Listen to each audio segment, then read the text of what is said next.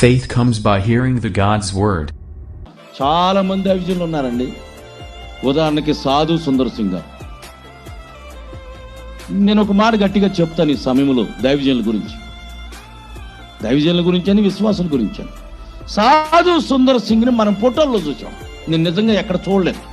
అతను ఎలా ఉంటాడంటే కాషాయ వస్త్రం ధరించుకుని ఉంటాడు. సాధు సుందర్ సింగ్ తన వస్త్రాలు మార్చలా. అంటే దైవజనుడు అంటే పాస్టర్ గారు అంటే తెల్లని వస్త్రాలు వేసుకోవాలి, విశ్వాసులు అంటే కొంతమంది తెల్లని వస్త్రాలు వేసుకోవాలి. సాధు సుందర్ సింగ్ వస్త్రాలు మార్చలేదు. కాషాయ వస్త్రంలోనే అతని పరిచర్య అంతా కొనసాగించాడు. అలాగనే ఆర్ఆర్కే మూర్తి గారు, నేను కొన్నిసార్లు ఆయనతో కలిసి పరిచర్య ప్రకాశం జిల్లా పర్చూరు ఆయా ప్రాంతాల్లో ఆర్ఆర్కే మూర్తి గారితో కలిసి 20 సంవత్సరాల క్రితం ఆయన భార్యతో కలిసి నేను పరిచర్యలో పాల్గొన్నాను. నేను డైరెక్ట్గా ఆయన చూశాను. ఆయనతో కొన్ని రాత్రులు ఉన్నాను నాకు అందుకని తెలుసు ఆర్ఆర్కే మూర్తి గారు. ఆయన పేరు ఆర్ రాధాకృష్ణమూర్తి.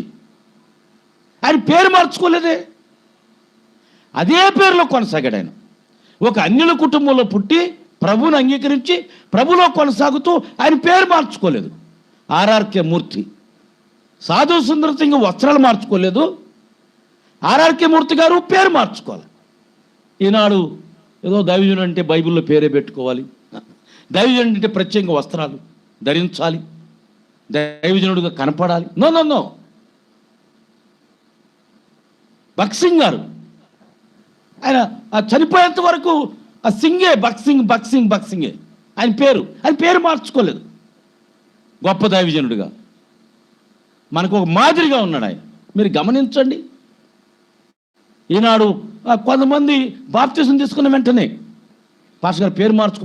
ఎందుకు నువ్వు పేరు కాదు, బ్రతుకు మార్చుకో, నీ మనసు మార్చుకో, దేవునికి ఇష్టమైన జీవితం జీవించు. ఒక దైవజనుడైనా ఒక విశ్వాసైనా గమనించండి. సాధు సుందర్ సింగ్ గారి గురించి ఒక మాట చెప్తాను. సాధు సుందర్ సింగ్ గారు మారు మనసు పొంది బాప్తిసం పొందింది లగాయత్తు. అతను చనిపోయి అంటే ఈ లోకాన్ని విడిచిపెట్టేంత వరకు కూడా ఒక తీర్మానం ఏంటంటే ప్రతిరోజు బైబిల్ చదవాలి, ప్రతిరోజు ప్రార్థన చేయాలి, ప్రతిరోజు క్రీస్తుని గురించి ఎవరికని చెప్పాలి. ఈ ఆయన తీర్మానం. ప్రతిరోజు బైబిల్ చదవాలి, ప్రతిరోజు ఇతరుల కొరకు నా కొరకు ప్రార్థన చేయాలి, ప్రతిరోజు ఎవరికన్నా దేవుని సువార్తను ప్రకటించాలి. అది ఆయన తీర్మానం. ఒకసారి సాధు సుందర్ సింగ్ గారు ట్రైన్లో వెళతా ఉన్నాడంట. ట్రైన్లో వెళుతుంటే అయ్యో ఈరోజు నేను ఎవరికి సువార్త చెప్పలేదు, ఎవరికన్నా చెప్పాలని ట్రైన్లో వెళ్ళేటప్పుడు ఇది జరిగిన సంభవం చెప్తున్న ఎవరు విమర్శించాలని కాదు. ఈయన ట్రైన్లో వెళుతుంటే ఎదురుగా ఒక బ్రాహ్మణుడు అనబడిన వ్యక్తి ఎదురుగా కూర్చున్నాడంట. అప్పుడు సాధు సుందర్ సింగ్ ఆయనలో ప్రేరేపణ, యేసుక్రీస్తు అందరికీ ప్రభు, ఆయన అందరి కొరకు విమోచన క్రైదానంగా వచ్చాడు, బైబిల్ రాయబడింది, మరి ఈయన కూడా కావాలి, నా ఆత్మ ప్రేరేపిస్తుంది అని ఆయన పలకరించాడంట. ఆయనకి అర్థమైపోయిందంట ఈయనేదో యేసుక్రీస్తు గురించి చెప్పబోతున్నాడని అర్థమయ్యి, నాకు అవసరం లేదు యేసు గురించి, నువ్వు చెప్పదు. కాదండి కొంచెం వినండి, మనం చక్కగా ట్రైన్లో ప్రయాణం చేస్తున్నాం, కొన్ని మాటలు చెప్తానంటే నాకు వద్దు అన్నాడంట. ఎంత బలవంతాన్ని చెప్తున్నా వద్దన్నాడు ఆ బ్రాహ్మణుడు ఎదురు కూర్చుని ఆయన. అప్పుడు సాధు సుందర్ సింగ్ గారు ఏం చేశాడంటే ఆయన దిగవలసిన అంటే స్టేషన్ వస్తున్నప్పుడు ఈయనకి ఏం చేశాడంటే ఆయన సంచులో నుంచి తీసి క్రొత్త నిబంధన బైబిల్ ఒకటి ఇచ్చి చిన్నది, ఇది చదువుకోండి మీరు, నేను వెళ్తున్నాను అని ఆ బ్రాహ్మణికి ఇచ్చాడంట. అతను అసలే ఇసుక్కుంటున్నాడు, అతలే కోపంగా ఉన్నాడు. పైగా ఈయన మళ్ళా చిన్న బైబిల్ ఒకటి ఇచ్చాడు. ఈయన కాళ్ళ ముందే చించి ట్రైన్లో నుంచి కింద పారేశాడంట ఆ బైబిల్ని. ఈయన కాళ్ళ ముందే నేను వద్దని చెప్తున్నా, నాకు చెప్పొద్దని చెప్తున్నా నీకు, పైగా నాకు మళ్ళా ఆ దైవ గ్రంథం ఇస్తావా అని చించి 2 ముక్కలుగా ఆ చిన్న బైబిల్ని కిటికీలు కూడా కింద పారేశాడు. సాధు సుందర్ మనసులో అయ్యో అనవసరంగా ఈ బైబిల్ వేస్ట్ అయిపోయింది, నేను ఇతనికి చెప్పినా వినలేదు, అతను అనవసరం కింద పడేశాడు అనుకుని సాధు సుందర్ వెళ్ళిపోయాడు.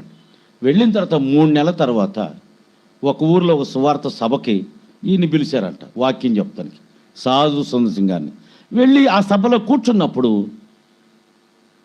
ఈయనకి ముందుగా ఒక యవ్వనస్తుడు సాక్ష్యం చెప్తున్నాడంట. ఏం సాక్ష్యం చెప్తున్నాడంటే, నేను 3 నెలల క్రితం నా కుటుంబ సమస్యల గురించి, నా పరిస్థితుల గురించి నేను చనిపోవాలనుకున్నాను. అనుకున్న ట్రైన్ కింద పడదామని వెళ్ళినప్పుడు అక్కడ ఆఖరి క్షణాల్లో బైబిల్ నాకు కనపడి చిన్న మొక్క, అది ఏందో అని తీసి చదివాను. అతడు పుట్టు క్రైస్తవుడే, కానీ బైబిల్ అని భయభక్తులు కలిగినాడు. అది చదివినప్పుడు తనలో చదవాలనే ఆశ, తనలో ఒక మార్పు, బ్రతకాలి, ప్రభు కొరకు బ్రతకాలి అని అది చదివి అతను మారు మనసు పొంది బాప్తిసం పొంది సాధు సుందరి కూర్చున్న సభలో ఈయన ముందే సాక్షి చెప్పాడంట.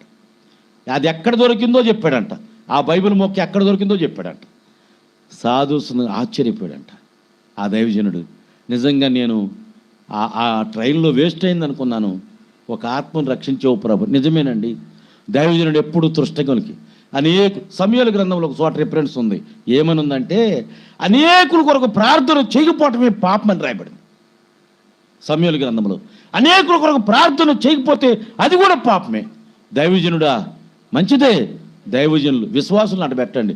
దైవజనులు అనేకుల కొరకు ప్రార్థన చేయాలి, అనేకుల కొరకు ప్రార్థన చేసి వారిని ప్రభు వైపు తిప్పాల్సిన బాధ్యత దైవజనుల మీద ఉంది. ఇలాగా సాధు చాలా చెప్పుకోవచ్చు. సాధు సుందర్ సింగ్ గారి గురించి ఎన్నో చెప్పుకోవచ్చు.